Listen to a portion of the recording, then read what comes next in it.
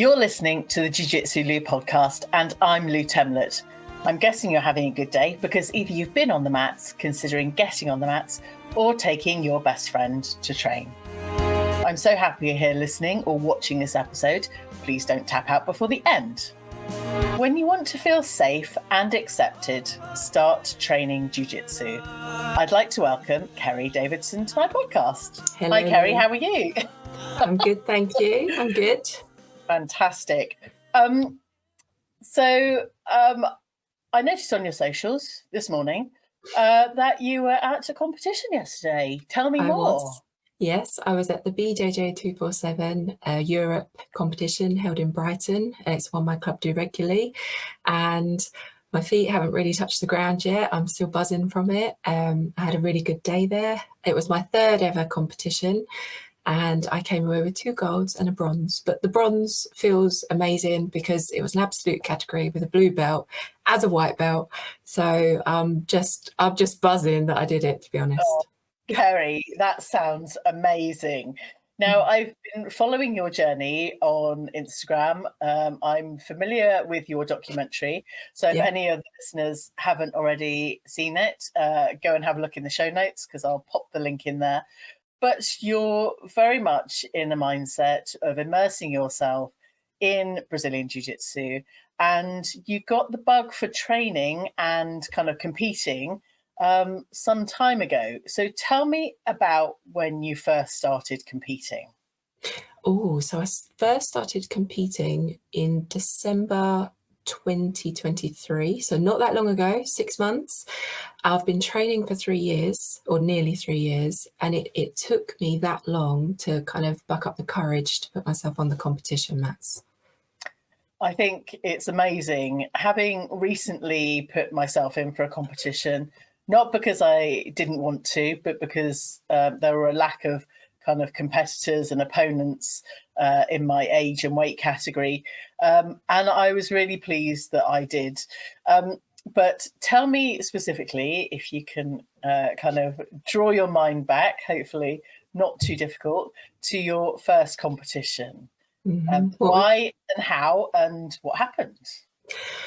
Why? Because I just had this compulsion that I had to compete. I've suffered with anxiety for quite some time in quite a serious way, and I wanted to overcome that. I'm a very determined individual. I have this high anxiety but this high determination, so it's like, right, I've got to overcome this. And I tried actually 3 times. I'd signed up and I'd actually pulled out, so not because there weren't matches like you, but I just couldn't face it. And then I just was like, right, I'm going to do this. I did a lot of mental work. I even had EMDR, which is a trauma therapy, to help me overcome that, the nerves. I highly recommend it. And I just had to. There wasn't really much more than that, but I just knew I had to do this for myself. I had to put myself out there and give it a go. I had to do something scary. Oh, I love it. I think, firstly, congratulations for stepping on the training mats and actually starting Brazilian Jiu Jitsu. But I do think in life we have to attempt, or we're kind of driven to find something new and exciting and something that gets us out of our comfort zone.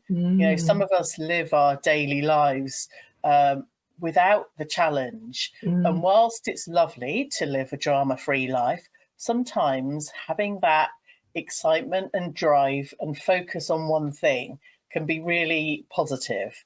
It can be very exhilarating. It can be very stressful on one side, but it's amazing as well.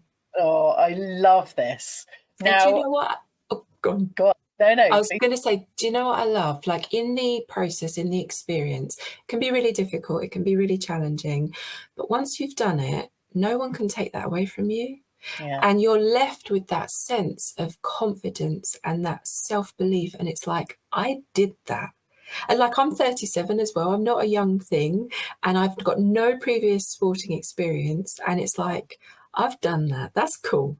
Oh, that is amazing, cheering on yourself, because I think, we've really got to stand up for ourselves and absolutely prove our own worth to ourselves, not to anybody else, but to us as individuals.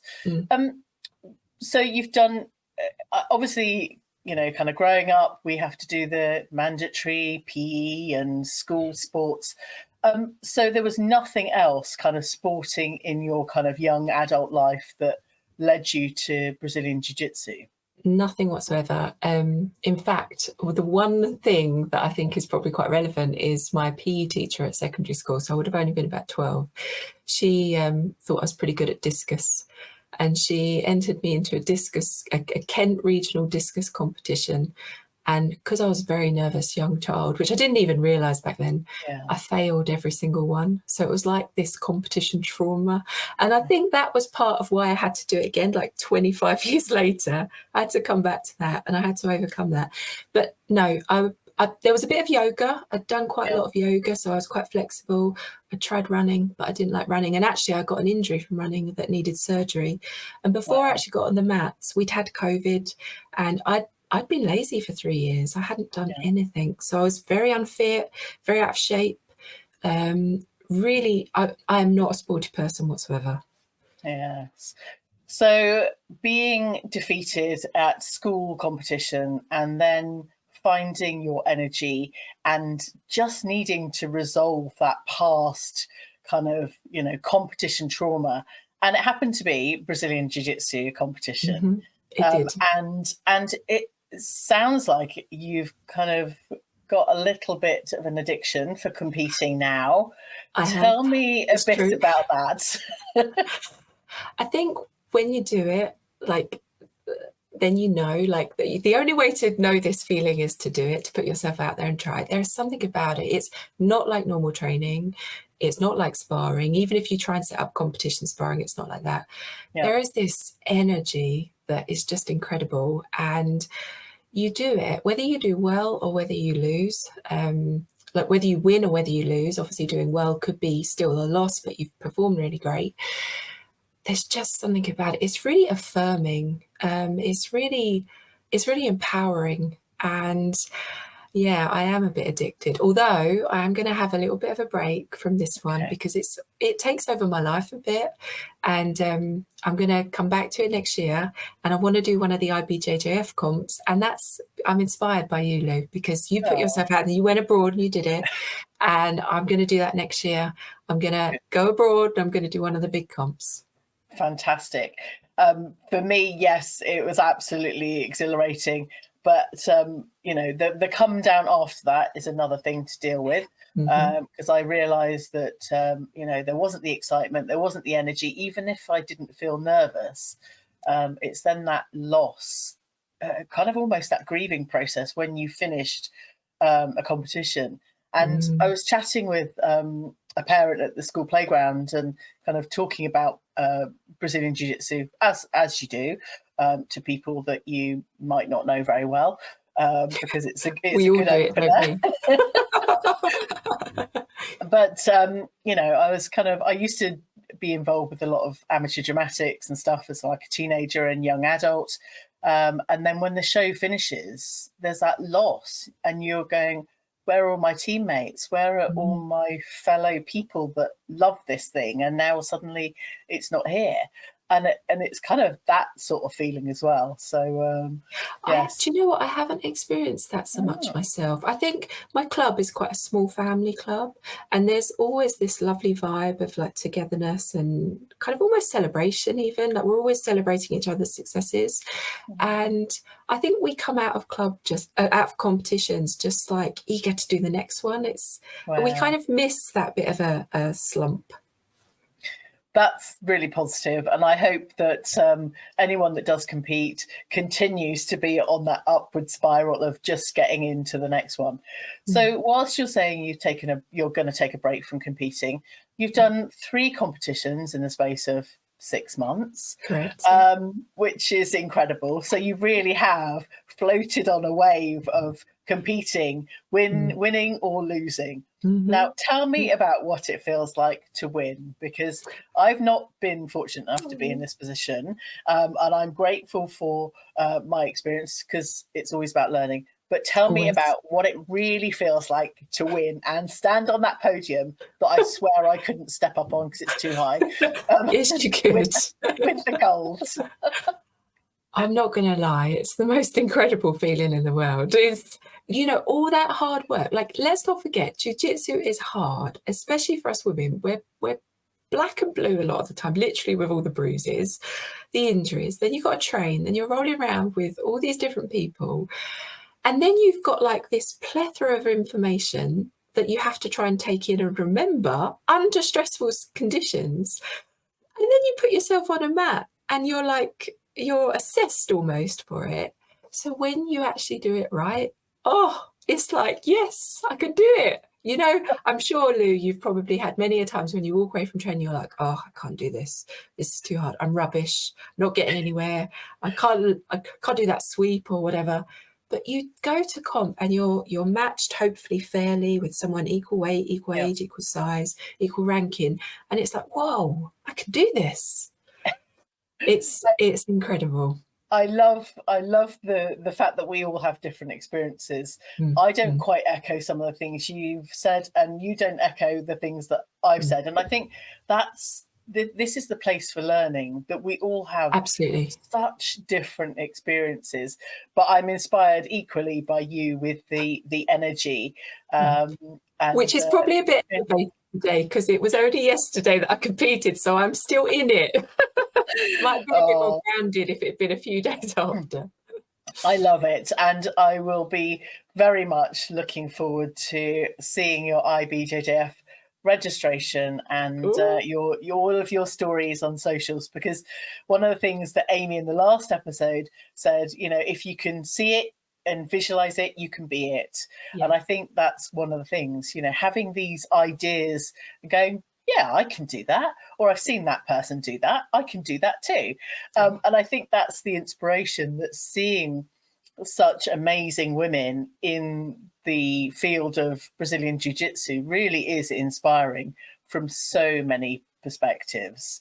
I couldn't agree more. And just giving us the ideas. I'm not big on social. I'm really kind of just like starting with it really.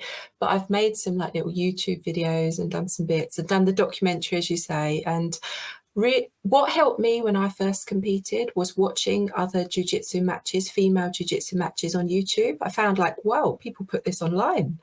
And I was like, oh, okay, it's not so intimidating as I thought. Like maybe I can do that. I can do that move. And it helped me. And I kind of, coming from a very real place, like you don't have to be an athlete. You can be a bit older. You can be bigger, smaller, any size. It doesn't matter. Like just go out there and give it a go. Have fun with it. It's brilliant. Absolutely. Yes, I'm with you all the way, and I don't know how else to express my excitement and encouragement for anyone just to start, continue, and just kind of grow the number of years and experiences that we have in our Brazilian Jiu Jitsu. Yeah, that's all great. This is a Jiu Jitsu Lou podcast with me, Lou Temlett, coming to you from the UK. Go and check out the latest video clips over on jiu.jitsu.lu on Instagram. And as you're listening or watching on your favourite podcast platform, I'd really appreciate you dropping the show a rating and a review. Today, I'm having a conversation with Kerry Davidson, fresh from competition experience. Let's continue for a little bit about competing and the support that you have around you when you go to competition. So I'm very lucky in that my club, we like to do this one particular competition, the BJJ 247 in Brighton. So there's a lot of us that go, and even people who aren't competing will go and support. It's about an hour and a half from where we are, so it's relatively easy to get to, and Brighton's just lovely. So there's that team, there's that community spirit, and that's lovely. That's like really being held by something lovely. I've also got my boyfriend, who is my main coach, although there is a head coach above him. But obviously we live together, we train together, we do a lot together, and he loves coaching, and he's also a great big nerd in jiu-jitsu. So he's there by my side, and he will mat coach me as well, because I didn't know this, but you can have a mat coach. So which I think is almost like cheating, but you're on the mats and you're struggling, and you just look over to your coach and they're like, do this. And you're like, yeah, okay then, thank you. So yeah, for anyone who's scared, you can have a mat coach, and that's fine. I think that's a really good idea, actually, because often there's, positions that you're in that you can't see the gaps and the opportunities. And if someone was kind of spotting for you and going, do this or do that, that sounds like a winning combination, Kerry. Yeah, it definitely helps. When they're like, get that underhook, and you're like, oh, yeah. But within our club, there's always a coach there for whoever's competing. So everyone within our club has that mat coach experience when they go to competition. I think that's a really supportive part of the process for us all. No, that's fantastic. Now, you mentioned that your boyfriend is Brazilian Jiu Jitsu.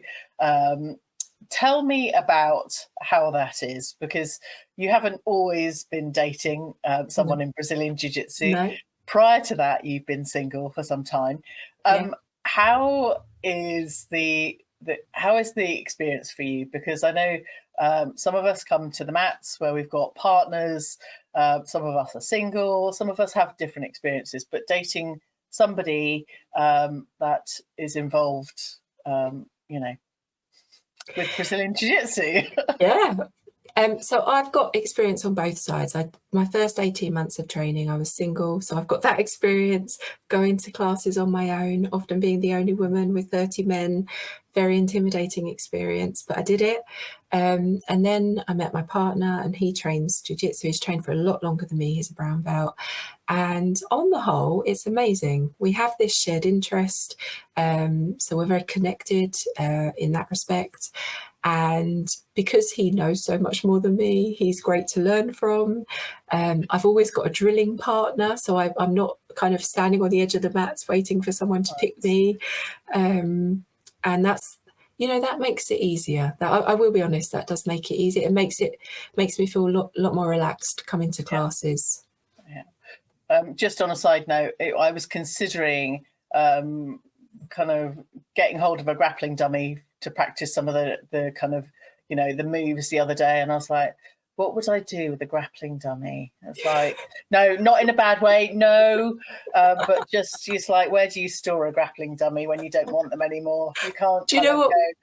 We've actually got one. It's my partner's, but he's called Fred. And for a long time, we just sat him on the sofa. When we weren't using him, we just sat him on the sofa. I'd really recommend it for doing some of the positional stuff. It's not the same as a human, but really helpful for solo drilling. Oh, well, both my young children train, but it's not quite the same when you want to, really go in with some of the moves. Yeah. Anyway, let's move on from the grappling dummy bit. Another podcast, another story. I'll bring Fred along next time.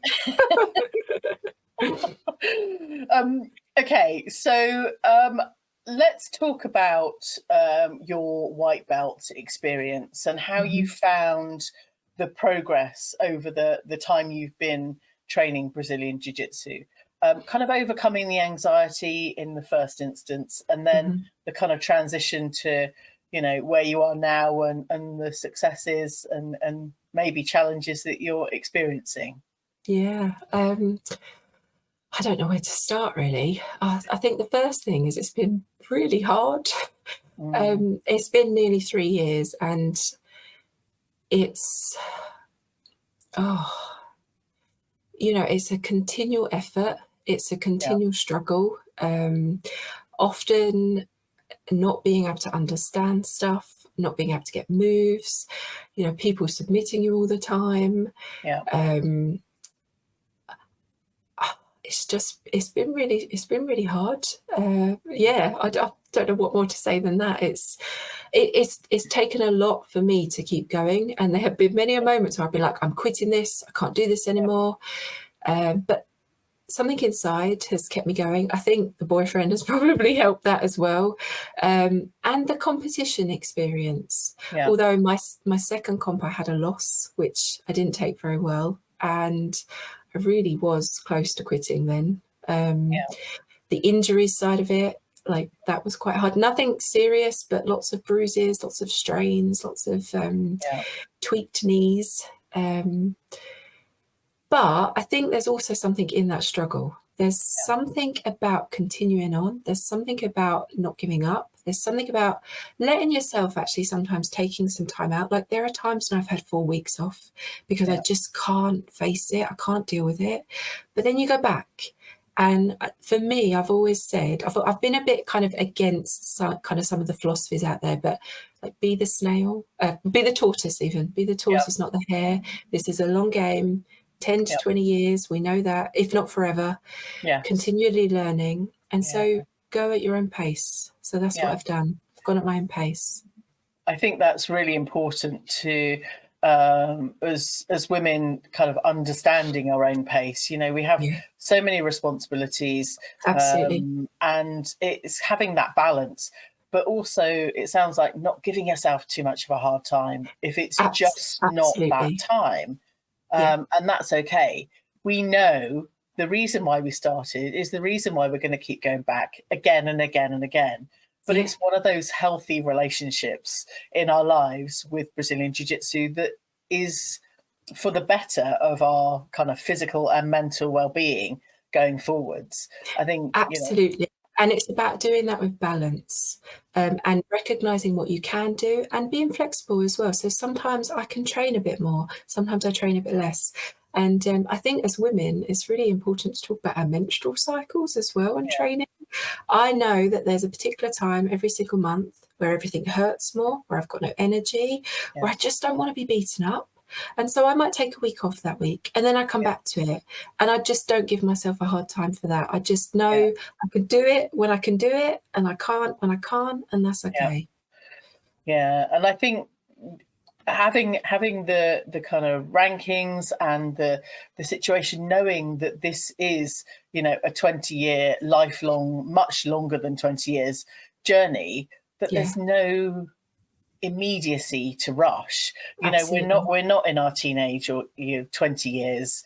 We're kind of a bit older than that, and it just has to fit in with life and everything else that we're trying to deal with. So I think it's lovely experiencing the lack of urgency with it all.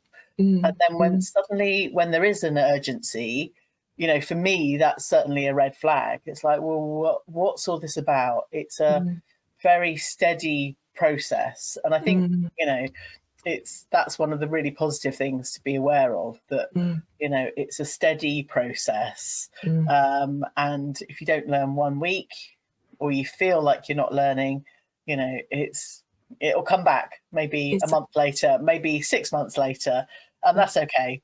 It's okay. It's okay, but I also think it's easier said than done, particularly when you're training with the same people.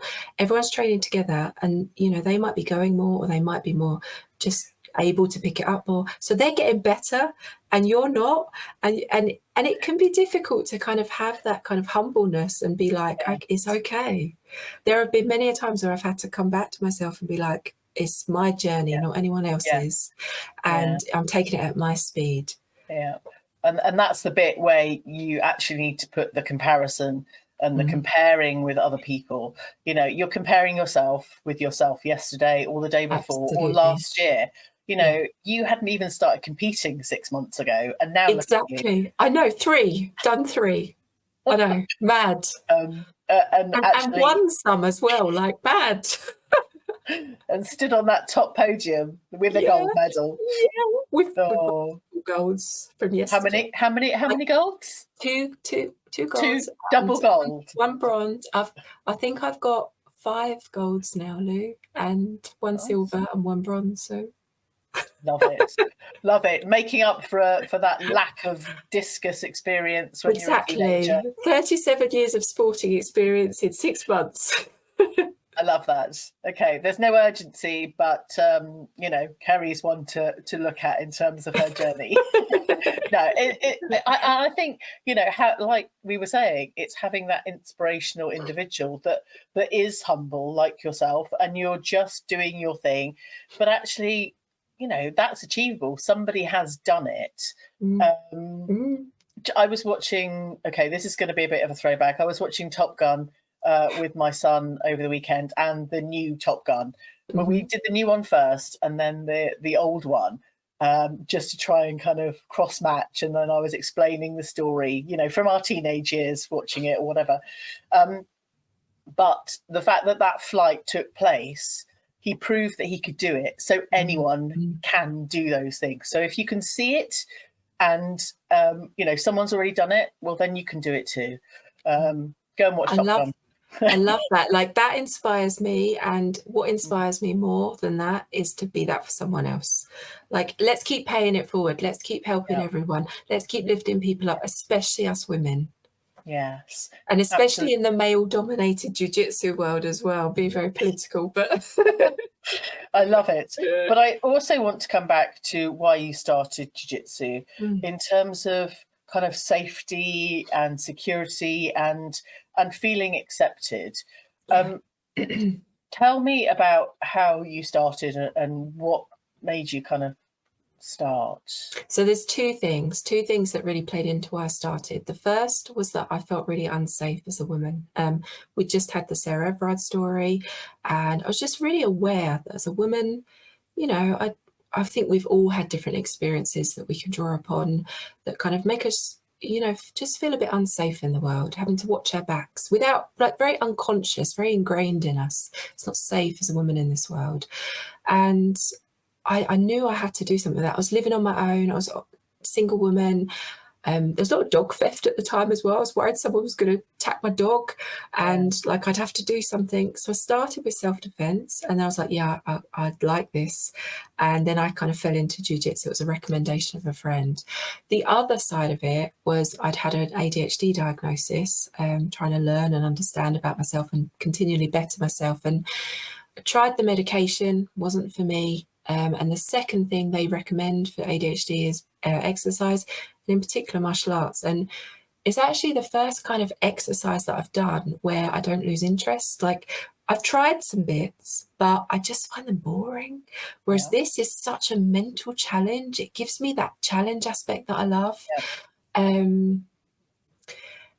So two things really: feeling kind of more empowered, feeling stronger, feeling like I've got some kind of self-defense skill, but also helping myself mentally, finding some acceptance in myself, accepting that, this is something, like I have this neurodivergence, but it's not necessarily the end of the world. And actually there are things that I can do that are organic things that will help me, and improving my mental health, improving my anxiety, lifting depression, just feeling better about myself, feeling more confident. Good. I think, thank you for sharing both of those things about the kind of, the self-defense and the neurodiversity. I think that it's really key to find ways to support ourselves, our mental kind of stability, mental growth, and physical development as well. We're not, we're trying to work through and just level life out a bit and just make life a bit easier. And I think, Brazilian Jiu Jitsu, as we both found, gives such another dimension in life that we can talk to anyone, anywhere about. Yeah. Do you know what, Lou? I'd say it's made my life 3D. Like, it's gone from 2D to 3D. It's been really cool. Oh, you'll have to explain that one a bit more. So, I don't know. So, what do I mean by that? It's like, I don't know if I can explain it anymore, if I'm honest. Okay. It's just brought this extra dimension, which is, I think, what you said. And it's like life is in Technicolor now rather than in black and white. it hits so many spots. Like, for example, when I'm rolling, I'm not thinking about anything else. I'm really mindful. And that's one of the first times I've ever really experienced that. My mind is very, very busy. It's constantly racing. I can be thinking about a million and one things at once. But, when you're getting choked out, or when someone's trying to put a maneuver on you, you can't think about that. So I actually find it quite peaceful and quite relaxing. It really helps me in that way. The physical exercise, you come out of particularly a no-gi open mat or something, and you're dripping with sweat, and you're like, I have had a serious workout there. And you might have a bit of DOMS, you ate for a few days, but it feels good. And feeling stronger as you go through the journey, and you start feeling strong, and you're like, wow, this feels good to feel strong. And then there's the community and the sense of belonging as well. Like, you find like-minded people, and you bond over this thing called jiu-jitsu. And then it expands, and these people have their lives, and you learn about different life experiences, and you make friends, and it's just brilliant. So it's just enhanced everything. I can see how you've gone from potentially a 2D life and world to a 3D. It's all the dimensions that you may or may not have had in your previous life, as a female or single individual in the world, that actually jiu-jitsu has given you so many different dimensions to kind of bring the whole thing together. My experience of being like a single woman, especially through COVID, like COVID was horrendous, was very lonely. I spent a lot of COVID on my own, and that was not a good experience. So it was a very grey time. And I found this sport, and it's really developed into something very beautiful. That's fantastic. Now, I'm going to ask you what's next, but I know you've got the IBJJF aspiration for 2025. Dare you put out there which competition you're going to go in for? Well, I'm not sure they've released them yet, but I know there's one in January. I think it's kind of just like a Europeans or something like that. If not that one, the Masters one that you did. But I'm waiting for them all to be released. And it'll be like, I assume it'll be white belt, Masters, medium heavy, my normal category. Fantastic. I would recommend Barcelona, IBJJF Masters. It's a fantastic city. Take a bit of extra time, get some tourist things in as well. I'm very much looking forward to going back and visiting again. Maybe not the Masters. I don't know. Well, I mean, maybe. We might have to arrange it. If you do it, Lou, then I'm going to have to do it. So we'll have to do it together. Okay, I'm clocking up the matches here. I've got Amy from the last one. I've got you. Oh, really? Okay. No, it's fine. It's fine. I think we might be a big cohort of us going out for IBJJF Masters in Barcelona next year, 2025. Anyone wants to join us, drop us a DM, and we'll get it organised. A little coach party. No, I hate coaches. Let's fly. Jiu-Jitsu Lou crew. Oh, that's a good one. Okay. Any masters out there? Any over 31s? DM. Kerry, thank you so much for joining me on my show for this episode. I'm very much looking forward to seeing your journey, and equally being inspired by your progress and just your tenacity to keep showing up for competitions. I think it's amazing. Go and follow Kerry's journey over on her Instagram. I will pop those in the show notes. Also go and have a look at a documentary, but I feel like there might be a new documentary coming up. There will be. It takes hours to edit these things, so it might be a few weeks, but there's something in production already. Yes. I love it. Fantastic. Well, thank you very much for joining me, and I will be in touch very soon. My pleasure. Thank you. I hope you enjoyed this episode. Thank you for telling your friends about this show. And as soon as this episode ends, I'd really appreciate you dropping the show a rating and a review. Thanks again for listening. Catch you on the next episode of the Jiu Jitsu Lou podcast.